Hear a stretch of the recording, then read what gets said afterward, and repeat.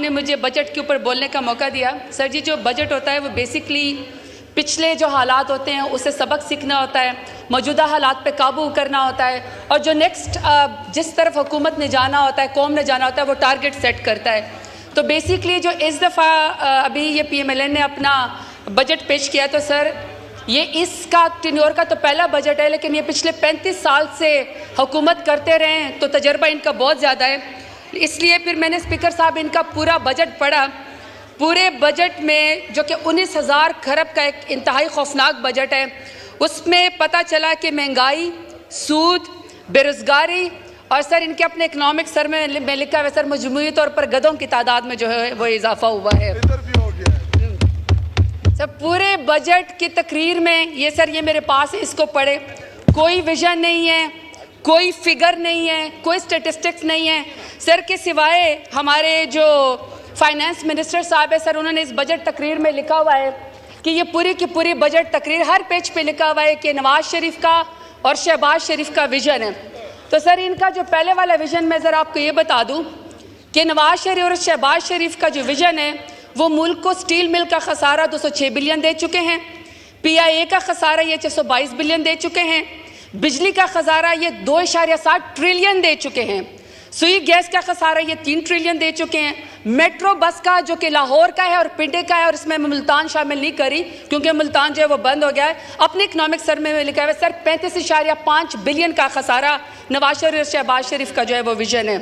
फिर सर खुद ही कह रहे हैं कि इन्फ्लेशन 38% पे अफरात ज़र बढ़ गई है, जो कि हम 11% पे छोड़ के गए थे, रिजीम चेंज करके हमारी हुकूमत को गिराया गया था।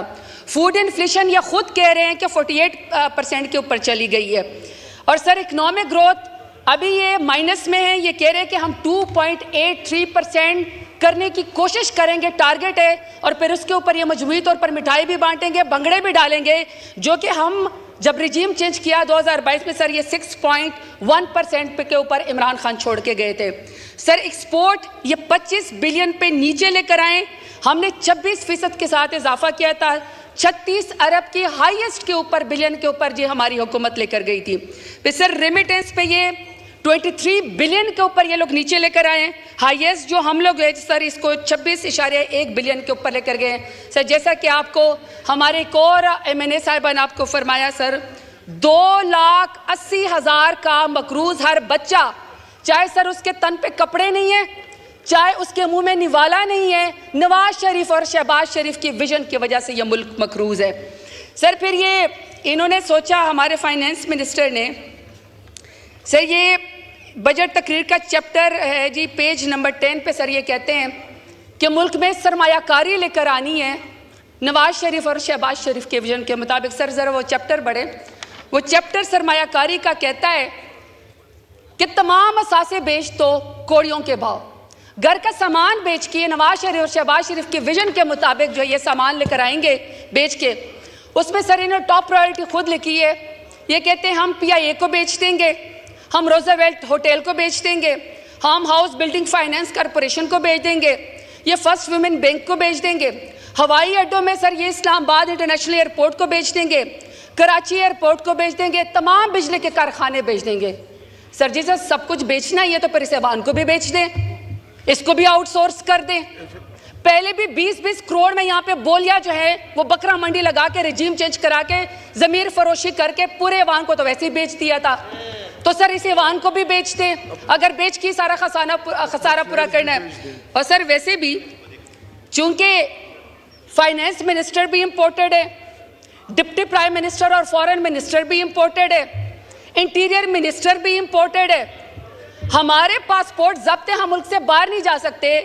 ये विजन कहता है कि हॉलैंड से आया हुआ बंदा जो कि हॉलैंड का शहरी था कुछ दिन पहले, वो बताएगा कि डेरा गाजी खान में पाकिस्तानी चौक के पर बैठा हुआ सराइकी या बलोच या मुहाजिर या पाकिस्तानी क्या सोचता है, उसकी क्या ख्वाहिशात है, सर ये हमें आके हॉलैंड का शहरी आके बताएगा।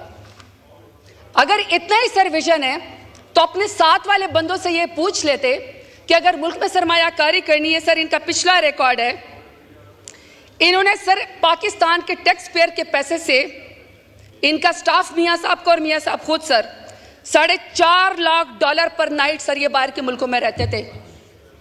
सर 165 रुपए का जो बिल अखबार का था वो भी कौमी खजाने से इन्होंने डाला है। और सर आने जाने के किराए में इन्होंने $28,000 जो है वो डाले हैं पाकिस्तान के खर्चे के लिए। और सर ऑडिटर जनरल की रिपोर्ट कहती है, और मैं सर मौजूदा ऑडिटर जनरल की रिपोर्ट का भी वेट कर रही हूँ, कि 2017 में 18 में पीएमएलए ने 5.8 खरब खर्चियों में उड़ा दिए। सर मौजूदा भी हम करेंगे कि मौजूदा ऑडिटर जनरल क्या कहता है। सर ठीक है, ये कहते हैं विजन है, अगर ये सर ये समझते हैं कि ये सूटेड बूटेड होके जब कतरे चाइना जाएंगे, कैटवॉक करके किसी और मुल्क जाएंगे और ये कहेंगे कि हमारे मुल्क में सरमायाकारी है, तो सर मेरा इनसे सवाल है कि फिर आपकी सरमायाकारी बेल्जियम में, ऑस्ट्रेलिया में, लंदन में, अमेरिका में, दुबई में क्यों निकलती है? 33 खरब के इनके असासे जो हैं वो इस वक्त दुबई लीक्स के अंदर निकल आए, उसके ऊपर तो इनको सौंप सूख जाता है। 38% बजट के अंदर इन्होंने इजाफा किया है। कहते तनख्वाहदार की जेब से और निकालो, जो गरीब तबका है उसकी जेब से और निकालो। तो सर अगर हम इनको टैक्स दे दें और मजीद इजाफी दे दें ताकि ये मजीद जो है वो दुबई के अंदर या किसी और मुल्क के अंदर जो है वो सरमायाकारी कर ले, किसी को भी सर सजा नहीं मिलती है, हर एक के ऊपर ये चुप कर जाते हैं। अभी सर इन्होंने बजट में 19 खरब का बजट है, 19 ट्रिलियन का। सर इनकी प्रायोरिटी चेक करें, इनके प्रायोरिटी में सर पेज 15 के ऊपर है फूड सिक्योरिटी, सस्ती बिजली, मौसमियाती तब्दीली, मोहम्मद डैम, दियामिर भाषा डैम, चश्मा राइट बैंक की लाट, पट फीडर किनाल बलोचिस्तान, किसान पैकेज और एजुकेशन जो है वो टॉप यूनिवर्सिटीज़ की हायर एजुकेशन। सर इन तमाम चैप्टर्स के लिए 19 खरब के बजट के अंदर सिर्फ और सिर्फ 238 बिलियन इन्होंने रखे, टोटल मिला के 238 बिलियन। अब सर दूसरी तरफ जो इनका पीएसडीपी है उसमें 101% इजाफा हुआ है, 14 बिलियन का इनका पीएसडीपी है, 100 बिलियन उन्होंने इजाफे दे दिए, 1500 हो गए। और सर जो बिस्फ का प्रोग्राम है वो है 593 बिलियन का। सर ये टोटल मिला के 19 खरब के बजट में बनते हैं 2093 बिलियन। ये ठीक है सर, बिस्फ के ऊपर हमें कोई इतराज़ नहीं, सिवाय इसके कि इसमें ट्रांसपेरेंसी होनी चाहिए। लेकिन सर ये बाकी जो पीएसडीपी से ज़्यादा गलियाँ बनेंगी ना, सोलिंग बनेंगी, ज़्यादा से ज़्यादा सर वो आप अपनी नालियाँ ठीक करेंगे ना, एक्शन से लेकर एजुर तक सारे के सारे इसमें अपना 10% लेंगे। लेकिन सर ये जो दूसरा चैप्टर है जिसमें पाकिस्तान को सबसे ज़्यादा ज़रूरत है उसके ऊपर आपने तो टोटल मिला के 238 बिलियन दे दी है। ऐसी सर मौसमियाती तब्दीली का मैं चैप्टर बढ़ रही थी, क्लाइमेट चेंज का। सर सारी दुनिया को पता है कि क्लाइमेट चेंज से पाकिस्तान दुनिया के टॉप रिस्क इंडेक्स में 5th नंबर के ऊपर आता है। और सर 3.8 बिलियन का जीडीपी का पाकिस्तान का लॉस हुआ है 1999 से लेकर 2018 तक, और इंसानी जानें अलग से जो हैं वो ज़ाया हो गई हैं। आपके सामने कि जब कराची के अंदर भी सैलाब आता है, अर्बन फ्लडिंग होती है, तो 37 लोग एक ही रात में शहीद हो जाते हैं, खड़ी फसलें हमारी तबाह हो जाती हैं, वाटर लेवल हमारा 600 मीटर से फुट से नीचे चला गया है। एक तरफ खुश साली है, दूसरी तरफ कहत साली है। सर आपको पता है कि उन्होंने इसमें टोटल मौसमियाती तब्दीली के लिए कितना बजट रखा है? सर 2024 का बजट उन्होंने रखा है 4 बिलियन। और सर हम 2022 में जब रिजीम चेंज किया गया था हम इसको 15 बिलियन के ऊपर ले गए थे। सर ठीक है कि आपको नहीं पसंद हमारी सियासत, लेकिन 10 बिलियन ट्री सुनामी बंद कर देने से, जो कि दुनिया में आपकी पजीराई हुई थी, आपका दुनिया का एक सॉफ्ट इमेज आपका चला गया था, इमरान खान साहब के इख्तलाफ है, लेकिन 10 बिलियन ट्री सुनामी को बंद करने से सर आप कौन सी पाकिस्तान के अंदर सरमायाकारी ले आएंगे? कौन आपके ऊपर ट्रस्ट करेगा? आपका एक सॉफ्ट इमेज गया था। क्लीन ग्रीन पाकिस्तान आपने वो जो है वो ख़त्म कर दिया, ई व्हीकल पॉलिसी आपने ख़त्म कर दी, बल्कि उसके ऊपर भी आपने कोई बजट लगाया। बल्कि सर मैं चाहूँगी कि मैं पॉलिसी बजट, इन्होंने तो क्लाइमेट चेंज को शामिल भी नहीं किया जिसके ऊपर हम कट मोशन दे सकते हैं। पॉलिसी के ऊपर कट के ऊपर सर मैं क्लाइमेट चेंज को चाहती हूँ कि आप इसके शामिल करें। सर दूसरा मेरा पॉइंट है पाकिस्तान के यूथ के बारे में। सर 70% से ज़्यादा लोग जो हैं वो 35 से 40 साल की उम्र से कम है। पाकिस्तान दुनिया में सेकंड बड़ा मुल्क है जो सबसे ज़्यादा जिसके अंदर नौजवान हैं। सर ये इनका अपना इकोनॉमिक सर्वे कहता है 119% increase in outdoor brain drain of skilled worker in 2023। और sir 26.6% rise in departure of highly qualified individuals. Sir इसमें डॉक्टर हैं, साइंटिस्ट हैं, इंजीनियर्स हैं। एक तो सर 50% आपकी जो इंडस्ट्री वो बंद हो गई है। सर दूसरी तरफ नौजवानों ने आपके ऊपर ट्रस्ट किया, 8 फरवरी को आपके लिए निकले, उन्होंने हथियार नहीं उठाया, उन्होंने सर वोट की पर्ची के जरिए उन्होंने कहा कि हम इनकलाब लेकर आते हैं। सर इस बजट में आपने उम्मीद तोड़ दी है। मुझे फाइनेंस मिनिस्टर बताएं कि इस बजट में उन्होंने नौजवानों के लिए क्या रखा है। जब उन्होंने आपको वोट नहीं दिया तो आपने क्या किया कि आपने पढ़े लिखे नौजवानों को हथकड़ियाँ लगा दी। आपने उनके घरों के ऊपर जो है वो माओ और बहनों बेटियों को उनके सामने आपने उनको घसीटा, आपने उनको जेल में डाला। कोई इंजीनियर था, कोई डॉक्टर था। सर इनको एहसास है PMLN को, PDM को, कि 1947 के बाद मुल्क से सबसे बड़ी हिजरत पाकिस्तान से होने जा रही है और आपका ब्रेन ड्रेन हो रहा है।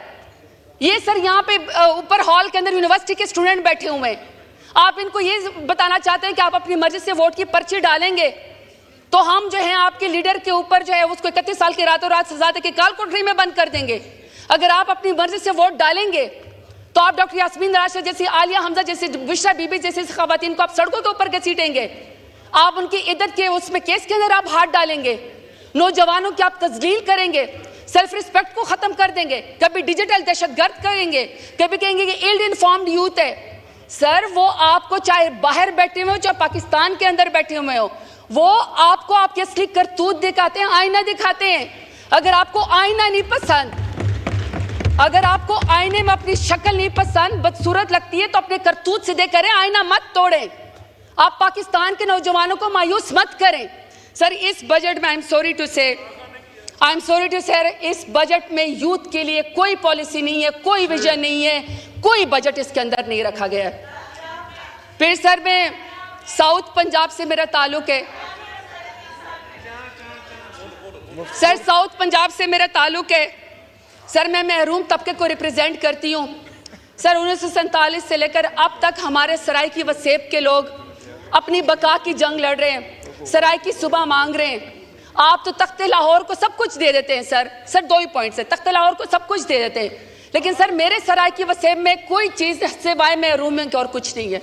सर पिछली दफ़ा हम लोगों ने साउथ सेक्रेटरीट हमारी हुकूमत में प्राइम मिनिस्टर इमरान खान ने बनाया इनके लिए, सर उसको पीपल्स पार्टी ने भी सपोर्ट किया।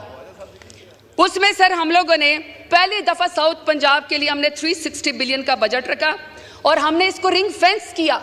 हमने इंश्योर किया कि हमारा बजट यहीं पर साउथ पंजाब के अंदर लगेगा, तख्ते लाहौर नहीं जाएगा। 32% सर हमने एम्प्लॉयमेंट का कोटा रखा कि शायद कोई सराइकी, कोई बलोच, कोई महाजिर हमारा किसी नौकरी के अंदर आ जाए। सर अफसोस की बात ये कि टिकटॉक वाली हुकूमत ने, टिकटॉक के चीफ मिनिस्टर ने आते ही सर सराइकों से पता नहीं क्या दुश्मनी है, सर पूरा का पूरा सेक्रेटरीट बंद कर डाला, सेक्रेटरीट ही बंद कर डाला, सारे सेक्रेटरीज ही वापस चले गए। और सर मौजूदा बजट मैंने कोशिश की लेकिन सर उसको बिल्कुल उन्होंने ख़त्म कर दिया।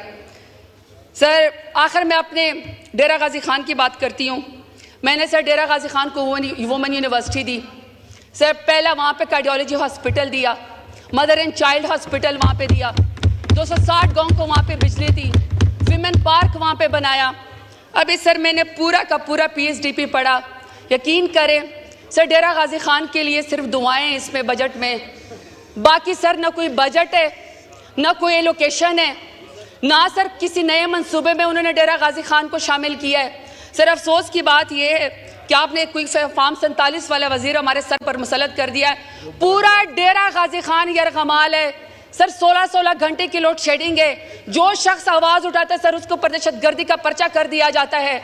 आप यकीन करें सर साउथ पंजाब की महरूमियाँ, आप मुझे इंतहाई अफसोस है। सर आखिरी बात कहना चाहती हूँ, आपने मुझे वाइंड अप करने को कहा है। सर यहाँ पे हम बहुत सारी बातें करते हैं कि जी मुझसे पहले यहाँ पे 2 लोगों ने बातें की थी, तो सर मैं ज़रा उनसे एक बात कहना चाहती हूँ कि आप हुकूमत चलाएँ, लेकिन सर हुकूमत ख़वातीन को सड़कों पर घसीटने से नहीं चलेगी। दूसरा सर आप हुकूमत ज़रूर चलाएँ, लेकिन सर हुकूमत शायरों को शेर पढ़ने से, पाबंद सलादत करने से जो है वो हुकूमत नहीं चलेगी। सर फिर तीसरा आप ज़रूर हुकूमत चलाएं, लेकिन सर एहराम में बंधे हुए जो शख्स एहराम ओढ़ के हज के लिए जाता हो सर, उस शख्स को, इमरान रियाज को फ्लाइट से उतारने से भी आपकी हुकूमत नहीं चलेगी। सर तीसरी बात सर, आप हुकूमत ज़रूर चलाएं, आप VPN के ज़रिए आके उसमें सोशल मीडिया पे हमें आप दहशतगर्द कहें, लेकिन सर हुकूमत जीरे ब्लेडों के ज़रिए भी नहीं चलनी है। क्या आप कहें कि पाकिस्तान तहरीक इंसाफ का इंफॉर्मेशन सेक्रेटरी बाहर जाएगा तो आप सर जीरे ब्लेड के जरिए उसका गला कटवाएंगे, हमारी आवाज़ दबाएंगे? सर हम इमरान खान के लिए आवाज़ उठाते रहेंगे। सबसे बड़ा उम्मत मुस्लिमा का लीडर है, पाकिस्तान का लीडर है। जो शख्स, बार बार कहती हूँ सर, जो शख्स रियासत की कैद में कह दे कि मुझे डरा हुआ देखना तुम्हारा ख्वाब रह जाएगा, ऐसा शख्स नाकाबिले शिकस्त होता है, वो पाकिस्तान को लीड कर सकता है। Sir I am sorry to say, लफ्ज़ तो बड़ा सख्त है, लेकिन खुसरों का लिबास पहनने से भी हुकूमत नहीं चलनी है। शुक्रिया, शुक्रिया, शुक्रिया। बस तकरीबन माइक 16 मिनट हो गए हैं। माइक आखिरी बात सर, आखिरी बात, आपकी चीजें बोलना बंद करेंगे तो वो वाइंड अप करेंगे सर। सॉरी सर, आखिरी बात सर, आखिरी बात, अगर आपने हुकूमत चलानी है, अगर आपने इस मुल्क को क्राइसिस से निकालना है, आप चाहते हैं कि ये मुल्क तरक्की करे, नौजवान आपके ऊपर ट्रस्ट करें, तो सर एक ही आखिरी बात है, एक ही लीडर है इमरान खान, उसका नाम है, उसको लेकर आए, उससे माफी मांगे, इंशाल्लाह ये हुकूमत भी चलेगी, ये मुल्क भी चलेगा। बहुत शुक्रिया।